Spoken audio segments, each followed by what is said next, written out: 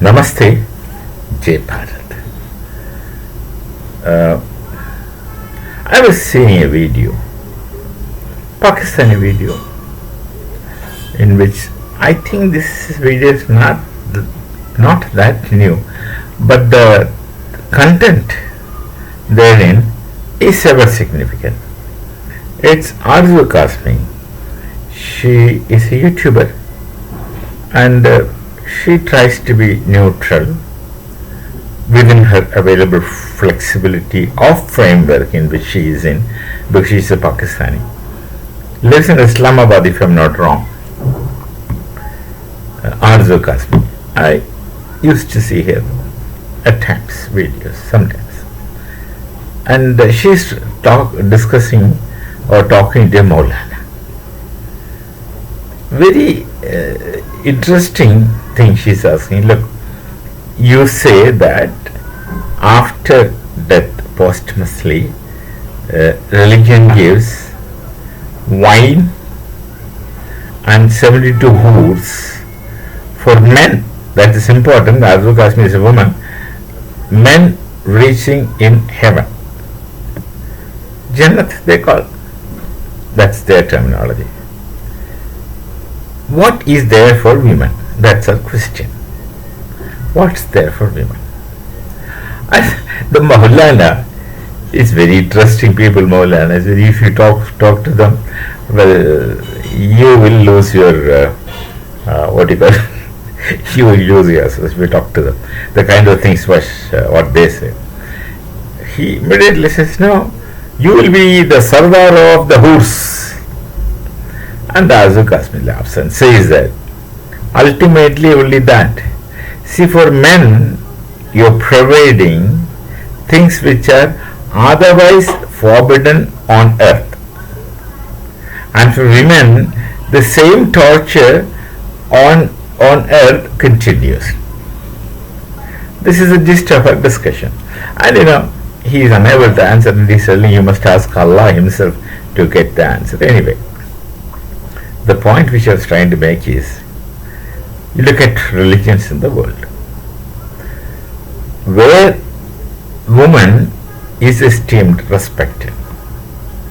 In many religions, women are looked down as inferior to men.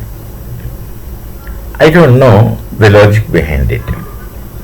But then this is a usual phenomenon. It's a usual phenomenon in the entire world except aboriginal religions, that's tribals, or so-called tribal, aboriginal religions, where women have importance in many cases. I don't know details of every aboriginal religions, but my awareness about my knowledge about the aboriginal religions, where women are always respected.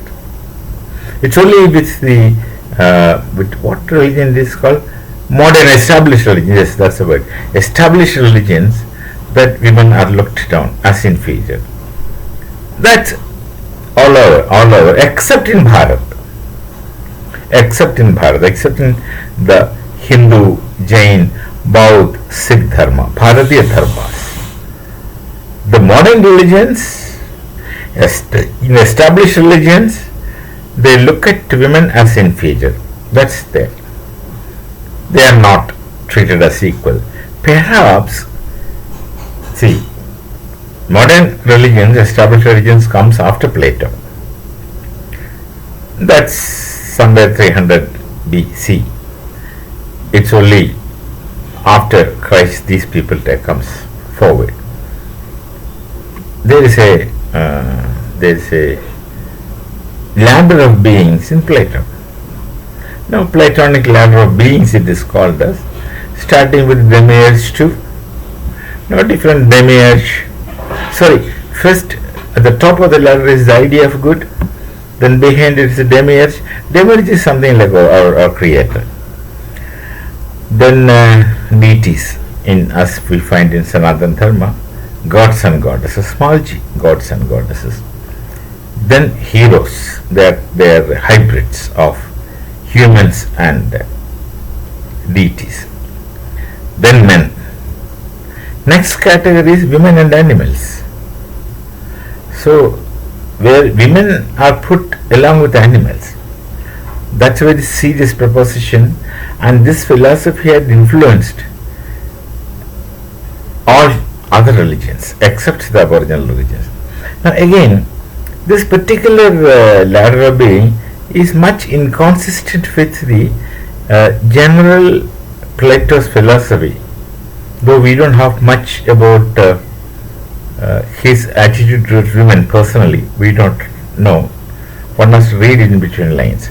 But this ladder of beings very, very authoritatively and clearly states these things. So it's from there the male superiority, male chauvinism, the patriarchal approach, etc., must have had its origin, because when you see in the medieval dark period of Europe, they believe they are very civilized, but actually they are not. They are yet to get more refined in the civilization. If you talk about civilization as sanskara, Sanskrit. So during that medieval dark period, the three theologians, who are, some people call them as philosophers, that's Saint Thomas Aquinas and Saint Augustine and Saint Anne. So all the three were padris and later beatified into sainthood. They have written even Summa Theologica of Augustine, Aquinas, what I did to make a mistake. All these texts have largely borrowed from Aristotle and Plato. They are borrowed, and much of their postulates are very directly borrowed from Aristotle and Plato, actually from Plato through Aristotle. That's there. So the influence is very strong. And on the other hand, the Greek civilization had its own uniqueness, greatness, which they missed out. The theologians missed out when they created theology dressed as philosophy, disguised as philosophy. The Greek Hellenistic religion is much closer to Sanatana Dharma of Bharat, Vedic religion, Hindutva, Hindu Dharma. But this aspect is missing. Even if you look at the ancient democracy of Greece, women didn't have voting rights. Women and slaves didn't have voting rights. Whereas in Hindu Dharma, or any Dharma of Bharat for that matter, Yatra Najish Pujante Ramantre Tatra Devta. That means where a woman is worshipped, in the sense respected, even gods will be there. So the respect to women are inherent or inbuilt in Bharatiya Sanskriti, and all our dharmas are rooted in Bharatiya Sanskriti. Sanskriti is prior to dharma, as I believe, because dharma is the transcendental longing of Bharatiya Sanskriti, which again is based on the Veda Vinishadic knowledge tradition. These are all interconnected. So the respect or the position of women were always held in very high esteem, because for us, women is essentially mother, and mother is mother to all. That's why we call our land as Matrabhumi. Namatse Sada Vatsale Matrabhumi, we say Mother India, Ma Bharati.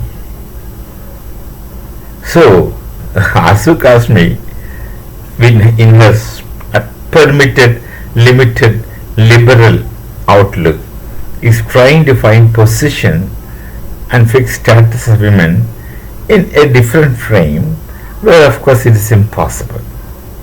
So incidentally, I was trying to say, the only civilization in the entire world which keeps women in high esteem is Bharatiya Sanskriti. And in this civilization, when someone tries to bring in Western feminism, that becomes anachronistically nauseating, anachronistically repugnant. Instead of borrowing something from outside, look within yourselves. What is your Sanskriti? How women are looked at in our Sanskriti?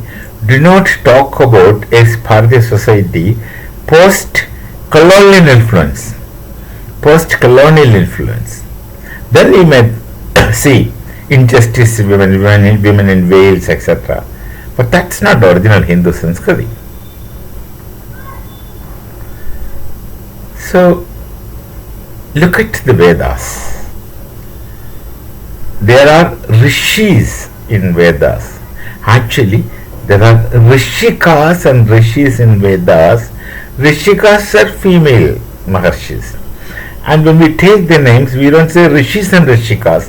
We say rishikas and rishis. Primacy is given to motherhood. Not woman, motherhood. That's why when we say Bharatiya houses are mother-centered houses, not woman-centered. We don't look at women as women per se, but as mother. Another example I will give before I conclude. There are languages in Bharat where even small girl child is called as mother. Two examples. One in the East, Bangla language. They call small daughters as ma, and also sometimes burima, old mother. And then one in South, Tamil, the oldest living language of man. They call any woman you call as amma. You can call any woman as amma, irrespective of her age. 3-year-old girl, 5-year-old girl, 6-year-old girl, you call amma. Don't you think that's a sanskara, that's a Sanskriti to be understood and followed? Please do think. We shall meet. Namaste. Jai Bharat, Jai Sri Ram.